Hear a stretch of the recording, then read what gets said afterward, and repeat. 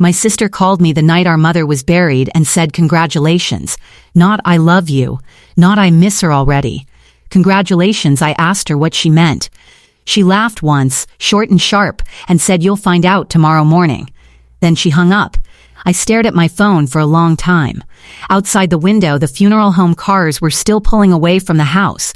My mother had been in the ground for exactly 4 hours, and my sister was already making moves. What she didn't know was that I had been making mine for 3 weeks. My name is Leah Calloway. I am 26 years old, and this is the story of how my sister stole everything my mother left me, moved into our childhood home, changed the locks, and told everyone in town I had abandoned the family.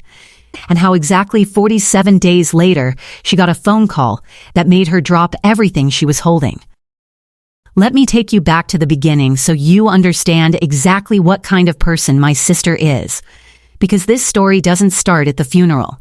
It starts 7 years ago in our mother's kitchen on a Tuesday afternoon when I was 19 and my sister Rebecca was 22. I came home from college that Tuesday to find Rebecca sitting at the kitchen table with a stack of papers in front of her and our mother standing at the counter looking uncomfortable. Rebecca had printed out something called a power of attorney form. She slid it across the table toward our mother with a pen and said, "It's just a formality, Mom. It means I can help you with your finances and your medical decisions. You trust me, right?" Our mother looked at the form. Then she looked at me. I was standing in the doorway still holding my bag. Something in her eyes said help. I walked to the table, picked up the form, and read it. "This gives Rebecca full legal authority over all your financial accounts and medical decisions," I said. "That's not a formality. That's complete control." Rebecca snatched it back. "Leah, you don't understand legal documents. Stay out of it." I looked at our mother. "Mom, do you actually want to sign this?" Our mother was quiet for a long moment. Then she said, "Not today, Rebecca. I want to think about it." Rebecca's face went very still. That stillness was something I'd learned to recognize over 19 years. It meant she was recalculating. She gathered the papers, smiled at our mother, and said, "Of course, take your time." Then she walked past me out of the kitchen without a word. That night, I sat with my mother on the back porch, and she told me she'd been getting pressure from Rebecca for weeks. Financial advice, estate planning, suggestions about what to do with the house. "She's just trying to help, I suppose," my mother said. "But sometimes it feels like she's measuring the rooms." I never forgot that. Measuring the rooms. Over the next 7 years, Rebecca stayed close to home. She visited every weekend. She took our mother to appointments. She inserted herself into every financial conversation. On the surface, it looked like devotion. Underneath, it was something else entirely. I finished college. I got a job in the city 2 hours away. I visited every month and called every week. But Rebecca had the proximity advantage, and she used it.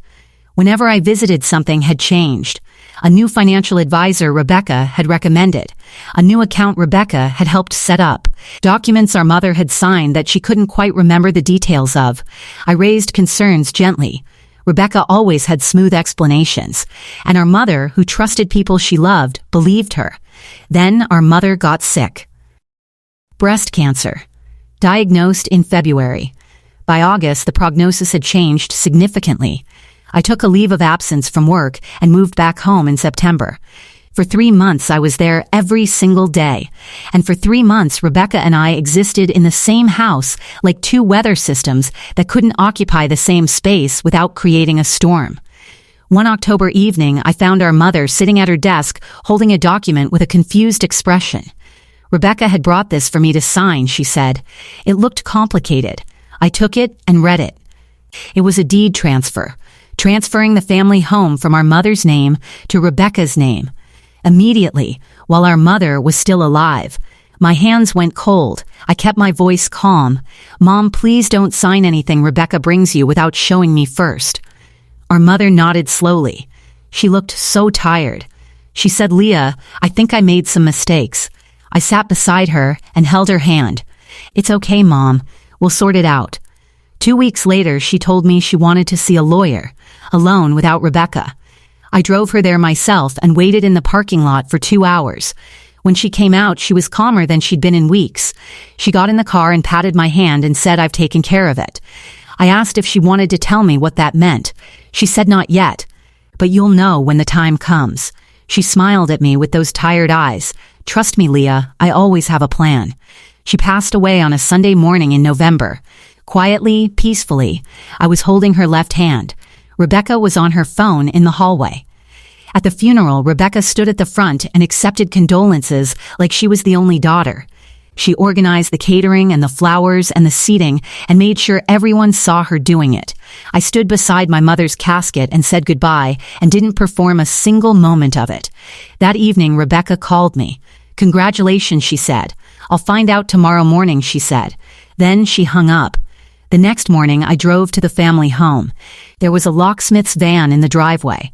I watched from the street as a man changed the front door lock. Rebecca appeared in the doorway in a robe, coffee in hand, supervising. She looked up and saw my car. She didn't wave. She went back inside. I called her. She answered on the fourth ring. "What's happening, Rebecca?" "I'm securing the property," she said. "It's my house now, Leah." "What are you talking about? There was a will. Mom left the house to me. I'm the one who was here. I'm the one who took care of her. And you were in the city building your little career." I kept my voice completely flat. "Send me a copy of this will." She hung up. I sat in my car outside my childhood home and breathed. Then I made a phone call, not to a lawyer, not yet, to a woman named Patricia Osei. Patricia was my mother's oldest friend. They had known each other for 40 years. Patricia had been at the funeral the day before, standing near the back in a gray coat, watching everything with sharp, quiet eyes. "Patricia," I said when she answered, "my mother told me to trust her plan. Can you tell me what that means?" A pause. Then Patricia said, "Come to my house this afternoon. Bring nothing. Tell Rebecca nothing. Just come." Patricia's house smelt like coffee and old books. She sat me down at her kitchen table and put a small envelope in front of me.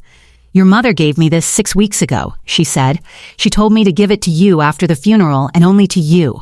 Inside the envelope was a business card. Margaret Hale, estate attorney. And below the name in my mother's handwriting, 3 words. She planned everything. I called Margaret Hale that afternoon. She had been expecting my call. "Your mother came to see me 8 weeks ago," Margaret said. "She was very clear about what she wanted, and she was very concerned about your sister. She told me things had been moved around without her full understanding, and she wanted to correct that before it was too late." Margaret paused. "She established a revocable living trust 8 weeks ago. Everything she owned, the house, her savings account, her investment portfolio, was transferred into the trust at that time. Total value approximately $640,000. You are the sole beneficiary." I sat very still. "What about the will Rebecca mentioned?" Margaret's voice was careful. "Your mother did have an older will, one that left the house to Rebecca. Rebecca may have a copy of that will, but it is irrelevant. The trust supersedes it entirely. Because the house was transferred into the trust 8 weeks ago, it is no longer part of your mother's personal estate. It cannot pass under any will. Rebecca has no claim. The locks she changed today," Margaret said, "are on a house that legally belongs to you." I put my hand over my mouth. "She knew," I said. "She knew Rebecca was going to do this." "Yes," Margaret said quietly. "She knew." Here is what my mother had figured out that I didn't know until Margaret explained it. Rebecca had found the old will 2 years earlier while going through our mother's filing cabinet. She knew it left her the house. She had been counting on it ever since. She had never bothered to check whether anything had changed because she assumed our mother was too tired and too trusting to change anything. She assumed wrong. 8 weeks before she died, my mother had quietly and methodically transferred everything she owned into a trust that Rebecca didn't know existed. She had done it without telling me because she knew I would have argued about the details. She had done it without telling Rebecca because Rebecca would have intervened. She had told only Patricia and Margaret, and she had waited. My mother spent the last 8 weeks of her life knowing that Rebecca was going to show up at that house the morning after the funeral and change the locks, and she had made sure that when that happened, I would have everything I needed to respond. I thought about her in the car after the lawyer's appointment, that small, tired smile. "Trust me, Leah, I always have a plan." Margaret sent Rebecca a formal letter the next morning. I will not read you the legal language, but the summary was this. The house belongs to the Calloway Family Trust. You are the sole beneficiary. Rebecca has no legal claim to the property. Rebecca has 30 days to vacate. Rebecca called me 47 minutes after the letter was delivered. I know this because I was sitting at Patricia's kitchen table drinking coffee and watching the clock. I answered on the second ring. "This is a mistake," Rebecca said. Her voice was shaking. "Mom's will clearly states, the will is irrelevant," I said. "The trust supersedes it. A trust doesn't exist. Margaret Hale established it 8 weeks ago. I have the documentation." Silence, then, quiet and dangerous. "You planned this." "Mom planned this," I said. "I just showed up." Another silence. Longer this time. "You're going to take the house." "I'm going to take back what Mom intended for me, yes." "Where am I supposed to go?" "Rebecca," I said, "I'm not cruel. You have 30 days. Use them." She made a sound I had never heard from her before. Not anger, something smaller, something that sounded almost like realizing. She hung up. I set my phone on Patricia's table. Patricia pushed a fresh cup of coffee toward me without saying anything. We sat in her quiet kitchen and listened to the birds outside and didn't say a word for a long time. Rebecca vacated on day 28. She took some furniture. She left the rest. She did not say goodbye. I drove to the house on a Saturday morning in December. The key Margaret had given me fit the new lock perfectly. I pushed the door open and stood in the hallway of my childhood home for the first time in months. It smelled like my mother. Faintly, the way houses hold on to people long after they're gone. I walked through every room slowly. The kitchen where she taught me to cook. The back porch where we sat on summer evenings. Her bedroom where she had sat at her desk holding Rebecca's document with that confused, exhausted expression. On her desk, exactly where she always kept important things, was a small, sealed envelope, my name on the front in her handwriting. I sat down and opened it. It was a single page. She told me she was sorry for the confusion of the last few years. She told me she had understood more than she let on. She told me she had watched both of her daughters carefully for a long time, and she knew exactly who each of us was. And then, the last paragraph, she wrote, "Rebecca measured the rooms, Leah. You never did. You only ever asked if I was comfortable in them. That's why everything in them belongs to you." I put the letter down on her desk. I looked out her window at the backyard. The old oak tree we used to climb was still there, still solid, still rooted exactly where it had always been.